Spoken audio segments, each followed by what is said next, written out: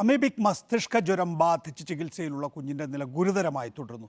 നിരീക്ഷണത്തിലുള്ള 3 കുട്ടികളിലും ചെറുതായി രോഗലക്ഷണങ്ങൾ കണ്ടു തുടങ്ങിയെന്ന് മെഡിക്കൽ കോളേജ് പ്രിൻസിപ്പൽ പറഞ്ഞു. എന്നാൽ രോഗം ഇവർക്ക് സ്ഥിരീകരിച്ചിട്ടില്ല.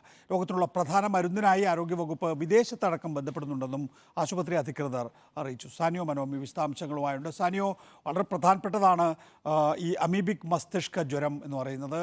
ഇക്കാര്യത്തിൽ ഒന്ന്, നമുക്ക് ആ രോഗം സ്ഥിരീകരിക്കണം. രണ്ട്, വിദേശത്തു നിന്ന് മരുന്ന് ലഭ്യമാക്കണം എന്നുള്ളതാണ്. എങ്ങനെയാണ് ആശുപത്രി അധികൃതർ ശ്രമിക്കുന്നത്? എന്തൊക്കെ വിശദാംശങ്ങളാണ് നമുക്ക് നൽകാനാവുക?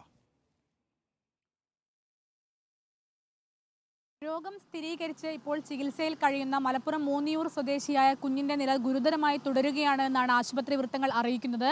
അതായത് കുഞ്ഞ് തിരിച്ച് ജീവിതത്തിലേക്ക് വരാനുള്ള സാധ്യത 80% കുറവാണെന്നും ആശുപത്രി വൃത്തങ്ങൾ പറയുന്നു. ബാക്കി 3 കുഞ്ഞുങ്ങൾ കൂടി ഇതേ രോഗലക്ഷണങ്ങളോടുകൂടി, എന്നാൽ കടുത്തതല്ലാത്ത ലക്ഷണങ്ങളോടുകൂടി ഇപ്പോൾ ചികിത്സയിലുണ്ട്. ഇവർക്കിപ്പോൾ ജലദോഷം മാത്രമേ ലക്ഷണമായിട്ടുള്ളൂ. അതിനുള്ള മരുന്ന് കൊടുക്കുന്നുണ്ട്. പക്ഷേ ഇവരുടെ പരിശോധനാ ഫലം വരാൻ ഇനിയും ഒരാഴ്ച എടുക്കും. ജിപ്മറിലേക്ക് അയച്ചിട്ടുണ്ട് എന്നാണ് അറിയിക്കുന്നത്. അത് ഒരാഴ്ച കൊണ്ട് മാത്രമേ ഫലം കിട്ടുകയുള്ളൂ. പക്ഷേ ഈ രോഗലക്ഷണങ്ങൾക്ക് ഇപ്പോൾ ചികിത്സ ചെയ്യുന്നുണ്ട്.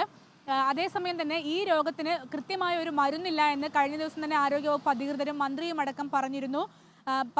പാർശ്വഫലങ്ങളൊന്നുമില്ലാത്ത അല്ലെങ്കിൽ ഉപകാരപ്പെടുന്ന ഒരു കൂട്ടം മരുന്നുകളുടെ സംയുക്തമായിട്ടുള്ള ഒരു മരുന്ന് മാത്രമേ ഉപയോഗിക്കാൻ കഴിയൂ. അത്തരം മരുന്നാണ് ഇപ്പോൾ പരീക്ഷിച്ചുകൊണ്ടിരിക്കുന്നത്. എന്നാൽ വിദേശ രാജ്യങ്ങളിൽ എവിടെയെങ്കിലും ഈ മരുന്ന് ലഭ്യമാണോ എന്നറിയാൻ വേണ്ട അന്വേഷണങ്ങൾ നടത്തുന്നുണ്ട് എന്നാണ് ആരോഗ്യവകുപ്പ് പറയുന്നത്. അതിന്നും തുടരും. ആ മരുന്ന് വരികയാണെങ്കിൽ ഈ കുഞ്ഞിൻ്റെ മരുന്ന് ലഭ്യമാക്കാൻ കഴിയുമെന്നാണ് കരുതുന്നത്.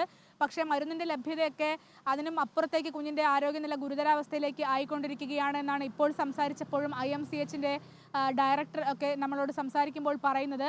ഏതായാലും ഇതുമായി ബന്ധപ്പെട്ട് കെട്ടിക്കിടക്കുന്ന വെള്ളത്തിലും മറ്റും ഇറങ്ങി കുളിക്കുന്നത് ഒഴിവാക്കുക എന്ന പ്രധാനപ്പെട്ട നിർദ്ദേശമാണ് ആരോഗ്യവകുപ്പ് നൽകുന്നത്. മാത്രമല്ല, മൂന്നിയൂരിൽ ഈ കുട്ടികൾ കുളിച്ച പാറക്കടവ് പുഴയിൽ ഒരു സാഹചര്യത്തിലും ഇറങ്ങിയ ആളുകൾ കുളിക്കരുത് എന്ന നിർദ്ദേശവും ആരോഗ്യവകുപ്പ് നൽകുന്നുണ്ട്. വിശദാംശങ്ങൾ നൽകുകയായിരുന്നു സാനിയോ മനോമി.